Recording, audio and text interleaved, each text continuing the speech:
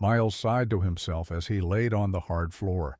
This whole situation had him all but helpless, and after the initial panic rage and the entire emotional gauntlet that followed, he had grown pensive and considerate. Now his mind was running cold instead of hot, and he thought and recalled. The situation is easily summarized. He was one of the basic janitors that was being brought along for first contact. Technically second but first face-to-face contact with alien life. Turns out that Earth and the entire solar system is smack dab inside some hellish patch of space that the Star Trek nerds had gotten everyone calling a negative space wedgie. Mostly because there seemed to be about 1 million different names for it, usually about 50 per alien language. So may as well start giving it a few of our own. Now, what's the wedgie do? It completely screws up almost every law of physics needed for FTL and most of the basic ship systems required. Artificial gravity. The wedgie says no. Efficient life support. Wedgie no likey. Proper astrogation.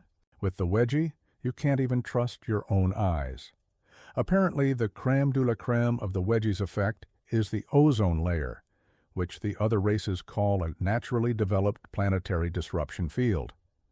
Rare in the galaxy, and has all the effects of the rest of the wedgie concentrated and wrapped around our little blue ball of a planet, making the advanced technology needed extra impossible. About 3 years ago, the alien equivalent of the United Nations had managed to get a probe to Earth and start up contact with a very primitive AI that had been manually decoupled until a basic clockwork timer had plugged it in. They did this because their laws stated that anyone lost in anything, like a wedgie, was owed at least a rescue attempt by law, and that law had recently been bent in such a way that we counted. Anyways, the AI program, it was the alien equivalent of Reader Rabbit or some other child education game designed to help create specialized ships to get out of the wedgie.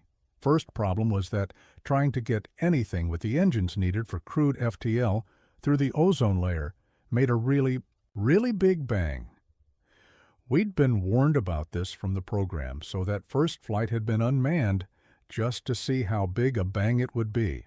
Most of the people that looked at it directly needed experimental optical surgery to see again. People like me that saw it through a recording were blinking spots out of their eyes for hours to come. Still, it was really neat to see a double-sided mushroom cloud. To cut out more of the bullshit, we built the thing in space, developed slingshot railguns with the help of the AI tech to throw things into orbit to cut down on cost. The way down still has a doozy of a first step, though. Then came manning the big clunky beast of a ship. The program stated that for proper first contact, they wanted a large variety of every type of human around, so a lottery went out to each and every major population center, and I signed up. I got lucky, and they gave me my training. I'm called a janitor, but I'm also trained as a mechanic, soldier, and diplomat to some extent. A few friends I made during basic had joked that if we were separated or got bored, we had everything. We needed to start our own rebellion on an alien world. Considering we were in gunsmithing class at the time, I had to agree. My role on the ship was to sit on my hands and hope to never need to come off them. The Dauntless has thousands like me, each one trained well enough to take over for an actual engineer, soldier, or diplomat. Though to be fair, the diplomatic training was mostly a crash course in the standard trade language that we didn't pass until we could go through an entire day being monitored without speaking anything but galactic trade. After that, there was required reading on numerous political texts with some final grade essays and 1,000-question quizzes that you had to get 90% or get sent for remedial training, which I had to do twice. Things had gone well at first, the Dauntless held up well, and the experimental technology, as well as the old standbys we were already familiar with, kept us safe and sound through the wedgie. Then we broke through. The edge and the ship nearly plowed through an observation post. After that slight debacle, we began to straight up sail through the cosmos as we brought the separate pieces of the advanced equipment together and the entire ship went from a gravityless pain in the ass into a comparative luxury hotel with warp drives. We soared among our fellows for the first time. The scuttlebutt on the ship said that most of the aliens speaking to us through the comms not only looked humanish, but also gorgeous, babes for days. Star Trek had gotten something else right. Then, the pirates hit. Turns out that Galactic UN was just as useless as Earth UN, no standing army of its own, and no official power. A massive advisory board with their heads up their asses and hoovering up the taxes. The escorts were basically the Salvation Army, and their own laws hadn't given them permission to teach us about weapons and armor. Our ship was basically a giant flying piece of armor due to the ablative plating needed for the wedgie, and we had snuck aboard a lot of missiles, guns, and torpedoes for our own paranoia. But when a battle fleet of raiders a few hundred strong drop on top of you, it really doesn't matter how much metal you've got or how much bigger you are, they're going to get at least a few drops of blood, which leads to me. One of those few drops. My military training had given me the option of specialization, and I'd picked sniping. The idea of getting to play with one of the big guns that can still be used for something other than a war crime had appealed to me. The training where I had to shoot the thing with pinpoint accuracy while balancing a fucking coin on the gun was annoying as hell, though. This meant that when the boarding torpedoes that hit the Dauntless started puking out giant metal beasties, I quickly put my baby together, loaded up my favorite caliber of fuck you, and took just the right amount of time. I needed to completely ruin a pirate's day. The hallways turned it all into a turkey shoot. Their weapons were effective for about 10 meters, and a range that short against my gun was just insulting. I managed to get about a dozen shots off, 3 confirmed as kills, and the rest opening. The idiots up for those with more close-range weaponry. The shotgun boys really had fun with face-to-face, and the grenadiers were pissy that they couldn't use their babies in the ship. Standard troopers had a standard good time. Basic bitches. That's when the second volley of torpedoes came and opened up the wall to my immediate right. It bounced me off the one opposite, and by the time I could put 2 thoughts together, I only had time enough to look some energy weapon right down the shaft and eat a face full of electricity. I woke up in this tiny cube with a reinforced door, worthy of a bulkhead and cool, but not cold air. The vents are reinforced, magnetically sealed too, meaning I can't rip them out, on top of the fact that I'm clearly being watched. I'd patted myself down to check for what I had been left. With my clothes, which include a Kevlar weaved under vest, my steel-toed boots with hidden knives, and that's about it. They'd taken my baby, my sidearm, backup revolver, and the few grenades I had on me. It's the revolver that's pissing me off. That gun had been a gift from my father. Despite his divorce with Mom being bad, he still had the names of my entire immediate family burned into the wooden grip. A way to hold my family close, even light years away, all around a cheesy but sweet gesture. I'm going to get my chance to escape soon, and when it comes, I have to be ready. When I get tired of lying around and waiting for something to happen, I sit up with my legs crossed, sort of.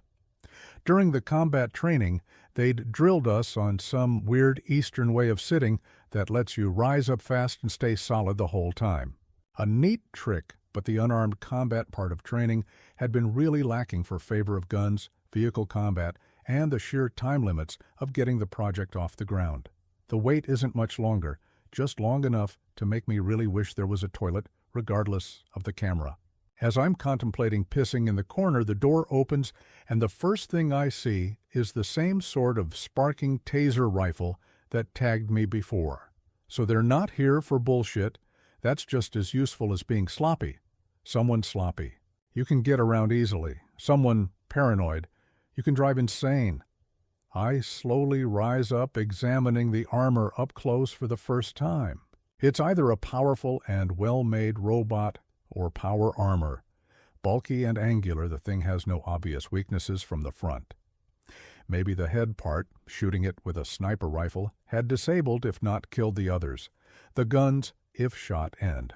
Up overloading and paralyzing these things meaning they're not shielded against their own weapons, opening them up for all sorts of fun. A bit of a mistake, really. It's painted mostly dark red, with patches of black that have skulls and crossbones, for some god-forsaken reason. There's what looks like a score tally across the left side of its chest, a chest that likely contains some kind of missile port or the big guns for the way it sticks out. Come. Now. It orders in a mechanical monotone, taking a step back and not giving me a chance.